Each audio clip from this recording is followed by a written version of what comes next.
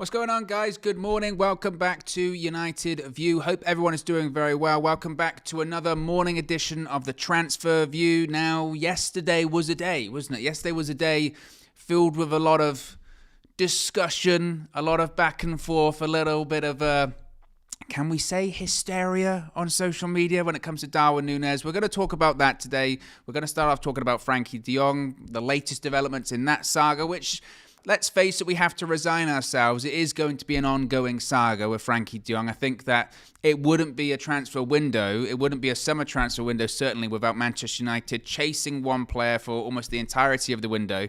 But we have some updates and developments on that, possibly a bid coming in very soon, or a bid being made, if you believe the outlets over there in Spain, which there is a lot of noise coming from over there in Spain regarding this, which is par for the course when it comes to a player like Frankie De Jong, like a club like Barcelona, their financial situation. So we've got the latest on that as well. We're going to talk a little bit about Marcus Rashford as well. He's not going anywhere this summer, so we're going to talk about that as well. But as always, be sure to smash a like on the like button. Be sure to subscribe, bottom right-hand corner. I can see you all in the free seats already. Lynette says, yo, Owen. Raz says, morning, everyone. Andrew saying, hey, morning. David Lee, big up the mods, as always, saying welcome, Owen. So welcome, as we always say, settle in, take your shoes off, relax, hit the like button, and we're going to discuss some transfers. So let's talk about Frankie De Jong, or Frankie. I've been pulled up a little bit on my pronunciation, but we should know this already, guys. My pronunciation is awful on certain players. It takes me a long time. I mean, do we need to get into Erik ten Hag again? Which, to be fair, not bad. That was not bad. I will take that. For this early in the morning, I will take that pronunciation. We're going to talk about Frankie De Jong, though. Reports coming out of Spain, specifically from Marca, big outlet, of course, over there in Spain, are saying that Manchester United have made an offer of 60 million euros plus 20 million add-ons for Frankie De Jong. Barcelona are seriously studying the proposal. Now, apologies here because there is about a million parts to this story, so I'm going to be looking down a little bit. Erik ten Hag has spoken with Frankie De Jong to convince him to be his star. Yes, this convincing game, this wooing attempt by Erik ten Hag is going to continue with Frankie De Jong. He's convincing him, seducing him to be his star at Manchester United. He has told him that the whole game, the whole team will revolve around Frankie being the midfield reference. Now, that is significant because we've seen over the course of the last week or so, whilst De Jong's been over with the Dutch national team, he's even said it himself in recent interviews, whereby he likes to be the first person to pick up the ball from the back four, which is what happens in the Dutch national team. Doesn't necessarily happen as much at Barcelona, and I think that goes back to, you remember those reports maybe about a week ago or less than a week ago that were saying that the recent comments made by Frankie De Jong in certain interviews had given Manchester United hope that this deal was possible. It'd given some hope that the deal could be done, and he actually did want to come to Manchester United overall. I think that's what they're referring to.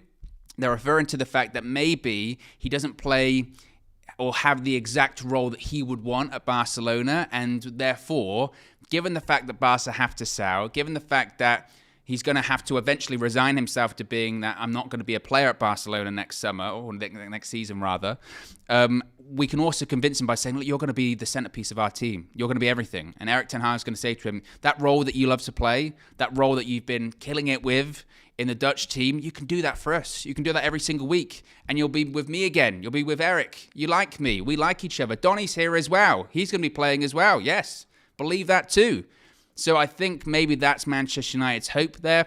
Regarding the fee of 60 million plus 20 million add-ons, that 80 million, we're going to talk about fees in a bit because I do really want to talk about the reaction on social media yesterday, particularly with the Darwin Nunez thing, because we'll save that for later on. But in terms of the fee, I mean, an 80 million total package is really what we were always kind of looking at. I think we have to kind of resign ourselves to the fact that if we are going to sign Frankie De Jong, it's going to cost a pretty penny, even though Barca are in the dire financial situation that they are. Even though that is Barca's situation financially, it's still a top quality player. It's still a player that is going to require a significant amount of investment.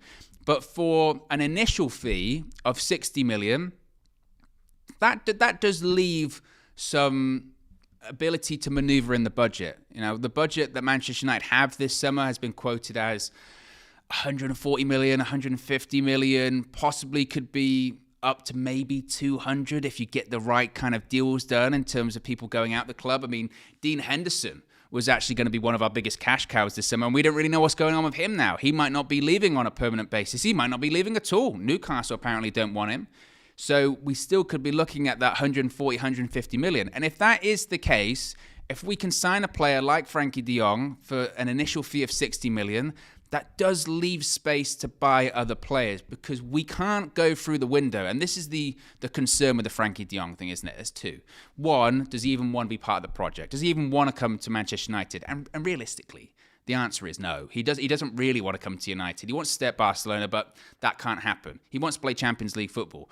That's not going to happen at Manchester United. That is the concern. But also, the other concern is that we can't go through the summer and just sign Frankie de Jong. We need way more than just one midfielder. We need a centre-back. We probably need two midfielders. We need a striker. We need a full-back. That's 5 positions alone. And let's be honest, even that doesn't really truly fix every single issue that Manchester United have in their squad.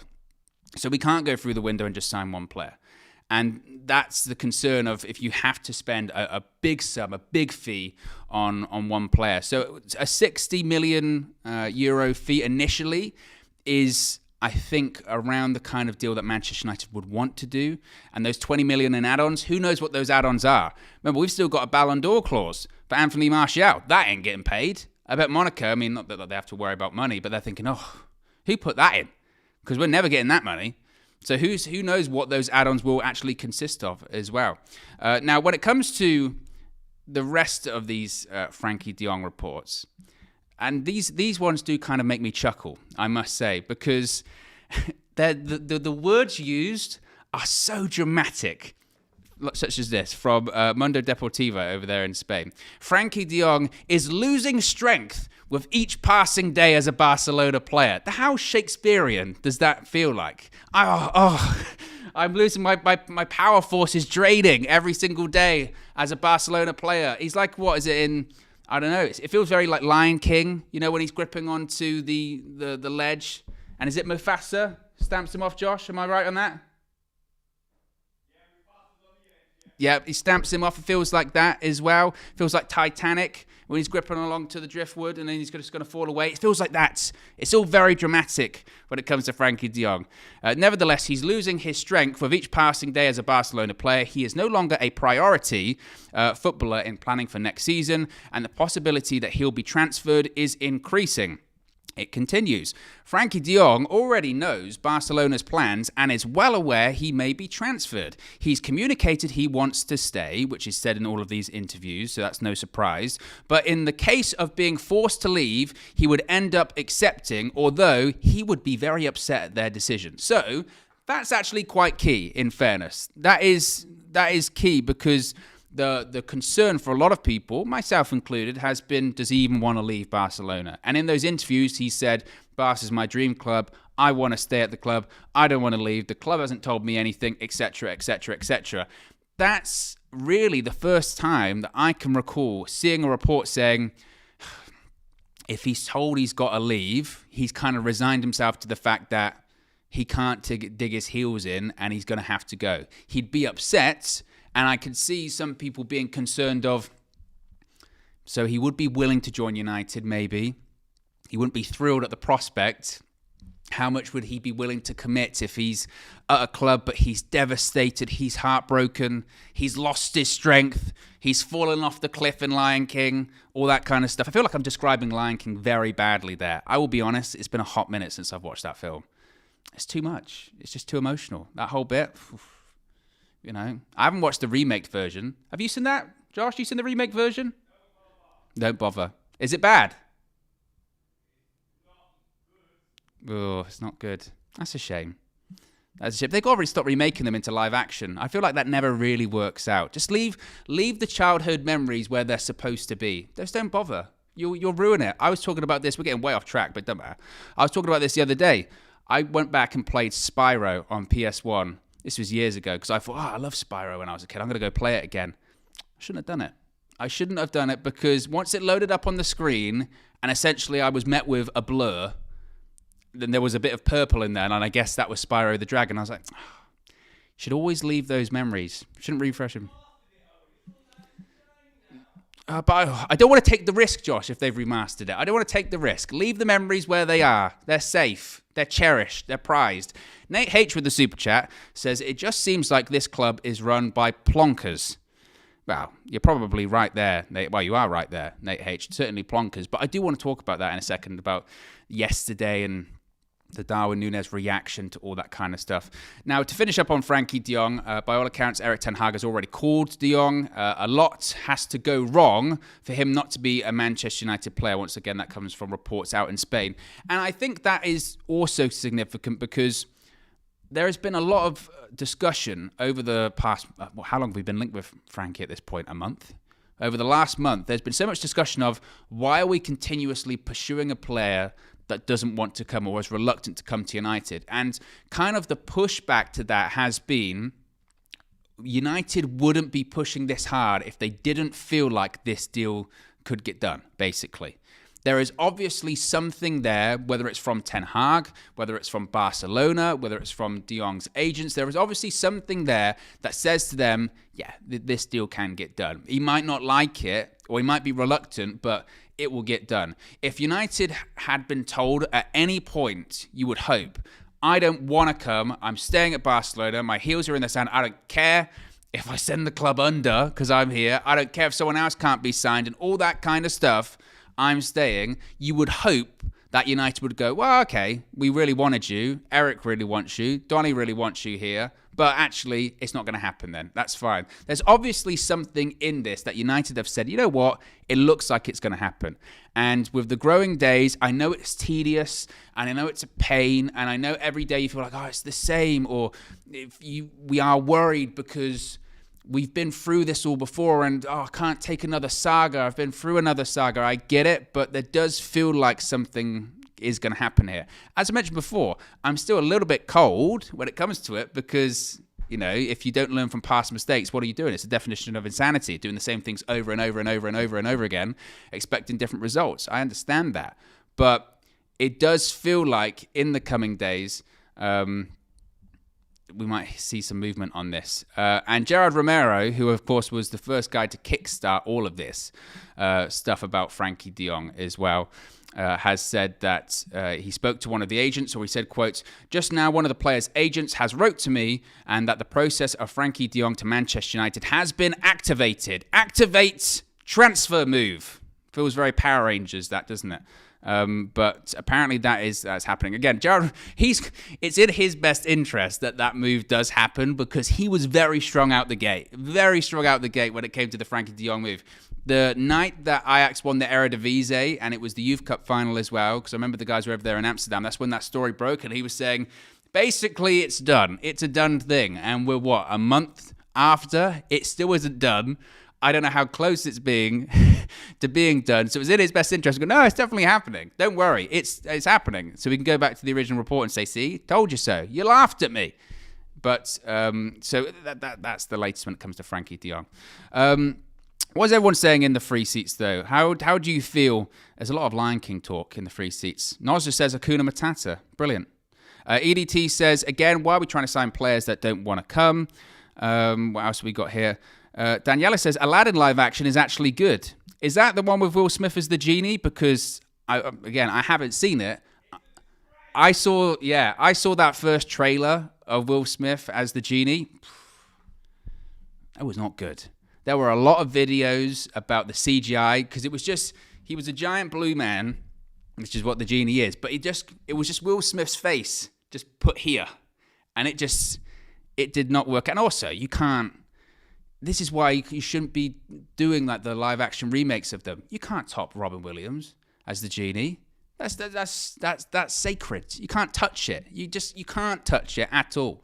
So they shouldn't touch those. But let's get serious because I want to talk about Darwin Nunez. Okay, I want to talk about this hysteria that broke out across social media yesterday, or sort of Man United fans on social media yesterday. So if you're not aware, Fabrizio Romano tweeted yesterday, quote, Liverpool are planning to prepare an opening verbal bid for Darwin Nunez to test the water with Benfica. The proposal could be around 80 million euros with add-ons. Manchester United also in contact with Nunez's agent. Both clubs guarantee they have no intention to enter into a bidding war, which is what several different people have said about the bidding war part.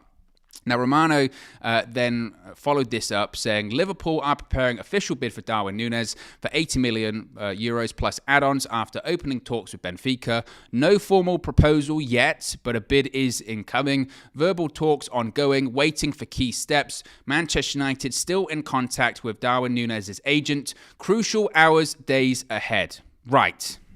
Okay. Josh, zoom in on my face. We all need to calm down. We all need to settle down and calm down because there was a lot of hysteria yesterday. There was a lot of people being very angry on social media yesterday. And it goes to prove you cannot win with social media. You cannot win because Liverpool make that bid for Darwin Nunez and it's a case of, what are we doing? We're not buying anyone. We're not doing anything. Things are so slow. What's going on? Manchester United, we're terrible at transfers, which we are, but we're terrible. We're not doing anything. Why haven't we signed anyone? The window opens tomorrow, okay? It closes at the beginning of September. We have time. There is time. And on the flip side of it, if we match the offer, which I guess we still might, but if we match the offer, you then get, what are we doing? 100 million? We don't have that much to spend. We only have 150 million. We need 5 players. What are we going to do? The point being, we cannot win. And frankly, I like Darwin Nunez. I've said that I want a number 9. I've said I wanted an actual proper striker to not be a backup to Ronaldo, to support him and eventually succeed him in that position. But if Darwin Nunez costs 100 million, doesn't that rule him out for us? Surely that should rule him out of us signing him because we don't have that amount to spend this summer. We need 5 positions or possibly even more, let's face it. But we're probably going to get 5 players this summer. If we're going to sign 5 people, we can't spend 100 million on the first person. We can't.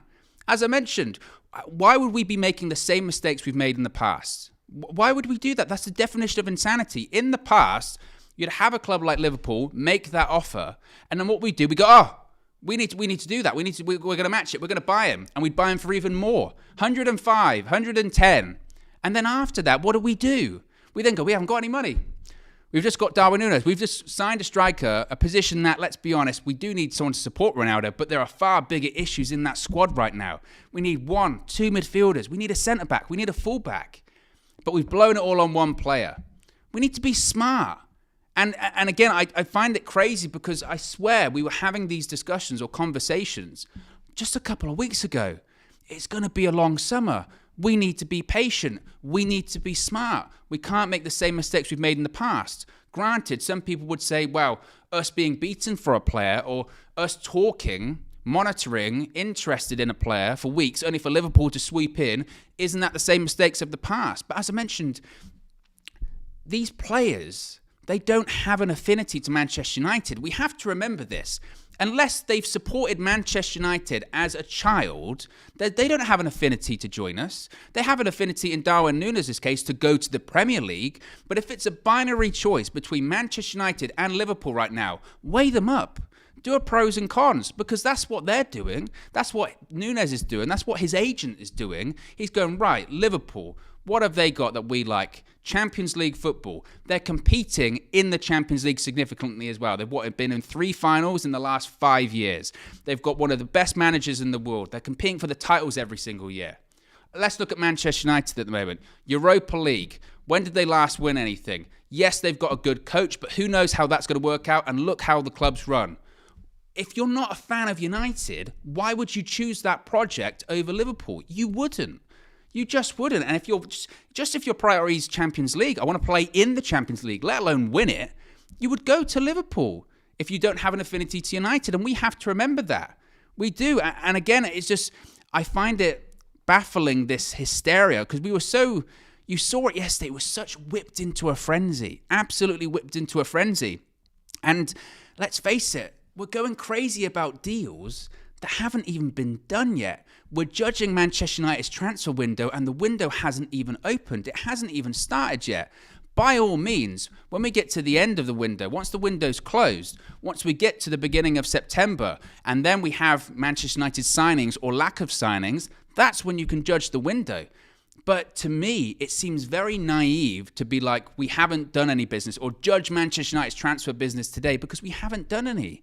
And we know how the club operates. We might not like it, but we have to be realistic. Maybe the outrage comes from us not being realistic. We assumed that things were going to be different in terms of the pace and how things were happening. And this isn't me advocating of, oh, you shouldn't get your business done early, because clearly you should. Clearly it's beneficial to do your business as fast as possible so they can bed in, settle in, go on the pre-season tour, get the training involved, get the tactics sorted. Sure, that's obviously the best case scenario, but is that even realistic? Some of the players haven't even gone on their holidays yet. They've been playing international football. You know, you might have videos of Marcus Rashford training. You might have videos of Marcus Rashford going, right, get back into it. But he hasn't been with the international squad. The Dutch squad, they played 4 games in 11 days. They haven't even gone on their holidays yet. So, of course, that business isn't going to get done. And again, that outrage, I just don't get it. I really don't. Like, as I mentioned, we need 4 or 5 players. And we don't get 4 or 5 players by spending 100 million on one straight away. Now, as I mentioned before, of course, if Liverpool are interested in him, you would say, well, he must be a player. He must be a player because Liverpool's recruitment is so strong and so solid. And I understand that.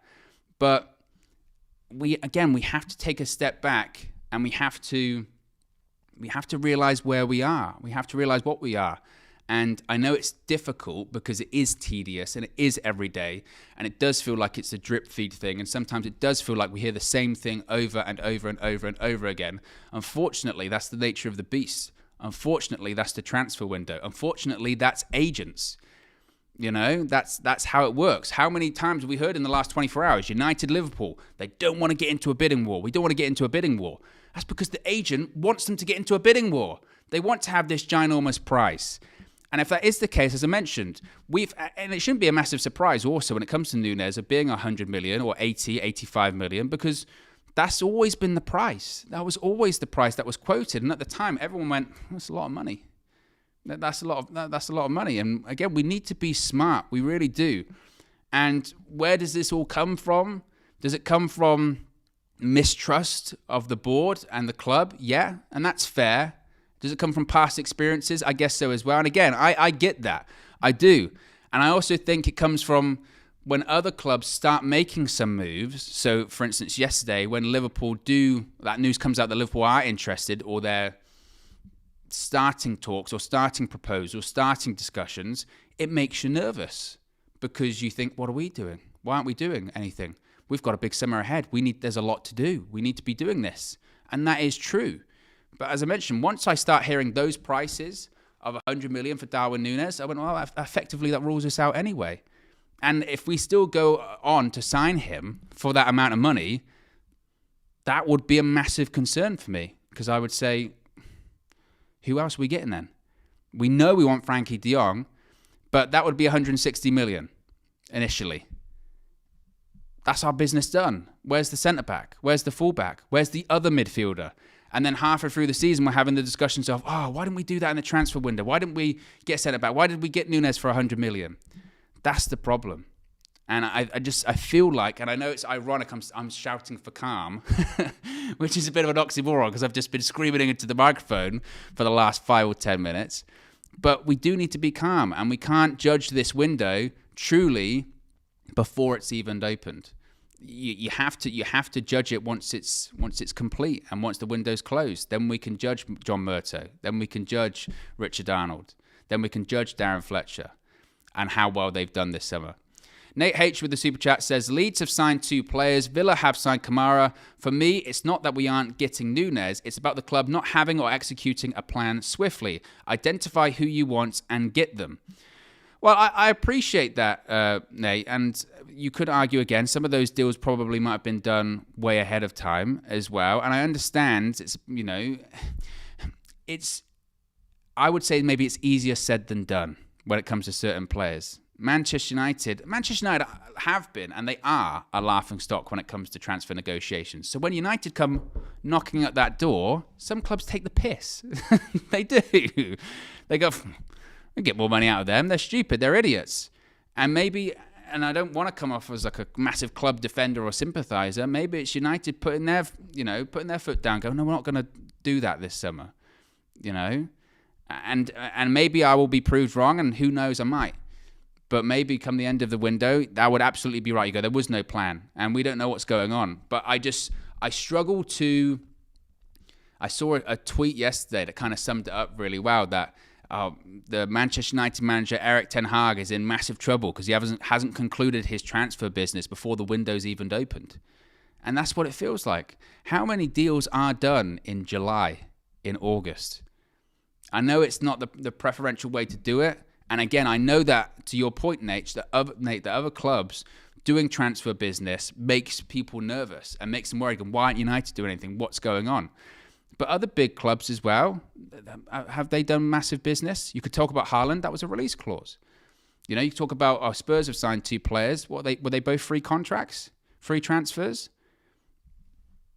That's the situation. And I think, again, it stems from just maybe panic, mistrust, and all of the above. But come the close of the window, if we've only signed Frankie de Jong, I would absolutely say I agree with you that we need that. Then they need to be held to task for that. But we're not at that point just yet. And also, going back to the Darwin Nunez thing, Mark Ogden has said, quote, I think United are leading the race for Darwin Nunez, but because their need is even greater. Liverpool are interested, but I've been told they haven't put in a bid just yet. I think the sense is that Liverpool's interest is being designed to smoke out United to put a little more in. So, again, we'll see. A poll's up in the chat as well saying, are you already worried about United's transfers before the window has even opened? And to be honest, I would expect the response to that to be largely yes, because I think there is just an element of worry in general about the Manchester United transfer window ahead, because we know there's work to do and we don't know if they're capable of doing the work. But we'll have to wait and see. Finally, before we wrap things up, I do want to talk briefly about Marcus Rashford. There's been a couple of stories about Marcus Rashford in the last couple of days. This comes from Simon Stone from BBC, saying that Manchester United have been making it pretty clear they have no intention of selling Marcus Rashford. Shouldn't really come to much of a surprise. There were obviously some discussions about his future towards the latter stages of last season, particularly with Rashford saying, with the stuff that's happening, the incident, shall we say, of the fans and the negative reaction he was getting at Old Trafford, and Ralf Rangnick clearly wasn't a massive fan of him. But then, to be honest, I don't think a lot of people were last season. His performances were really, really poor. But what was interesting is that yesterday, Simon Jones from the Daily Mail said that Manchester United have dismissed the prospect of Marcus Rashford joining Tottenham. United sources say the player is ready to, quote, reset and refresh under Erik ten Hag. What I will say about Marcus Rashford is that I really don't want to hear any more excuses. I'm tired of it. I'm tired of the excuses. Last season, we got about 1 million of them as to why he wasn't playing well. Whether it was he didn't have a pre-season, he was coming back from injuries, he was shifted to the left, he was shifted to the right, he was on the bench, he didn't have a run of games, Ollie left, Rangnick didn't like me, the reaction from the crowd wasn't the best for me, all that kind of stuff. Look, I'm tired of it. I'm really, really, really tired of it. I'm still obviously going to back Marcus Rashford. He's a Manchester United player. I hope he gets back to the form that he was showing a couple of years ago, pre all of his injuries. I do believe there is quality in there, but what I am tired of is the lack of accountability. If you're not playing well, why is it always someone else's fault? Shouldn't it be your fault? Shouldn't it be you as a professional athlete, as a professional footballer, to say internally, I have to hold myself accountable. I have to raise my levels. He's going to get a pre-season this season. He's not with the England squad. He's already training now. If he comes back and next season he's still playing badly, what's the excuse then? There were rumours about him wanting a new contract. He has not earned one. He has not earned one with his performances. So hopefully, and I think Erik ten Hag will look at a player like Rashford and say, I can get something out of him, because surely he can play better than he has the last 18 months or so. Surely. Whether or not he does is another question. But I didn't expect Manchester United to sell him, to be honest. I didn't see that as happening. I think that there was a bit of grandstanding when it came to his contract, and when those sort of rumours that came out of Rashford might be considering his future elsewhere from United, or he's considering moving somewhere else, I felt that at the time that was quite almost reactionary from his camp to, you know, the negativity that was surrounding him. And again, that's to be expected. Sometimes the pressure gets too much and you can say, I'm out of here.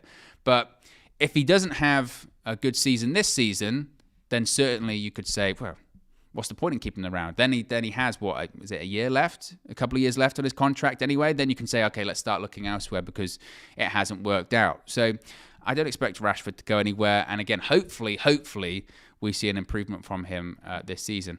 Just looking in the poll once again to the question, are you already worried about United's transfers before the window has opened? 69% of you are saying yes, 31% saying no. So the general consensus is that you are worried. And again, I think that is justified.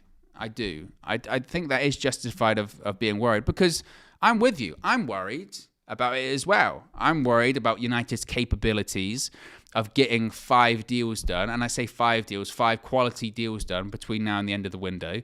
But the panic and like I said, the hysteria that broke over everyone yesterday, I just did not feel that at the time.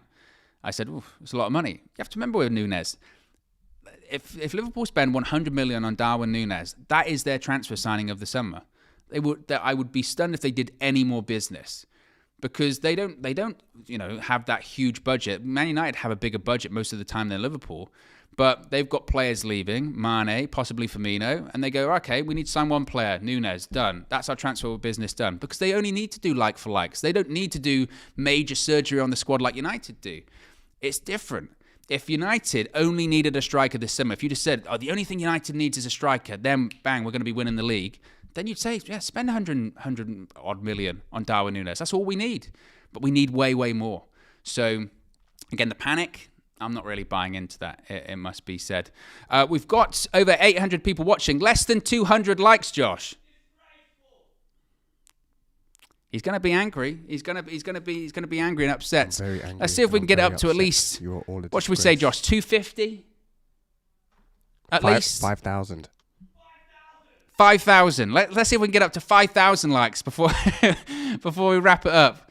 What else can we talk about as we see the likes go up?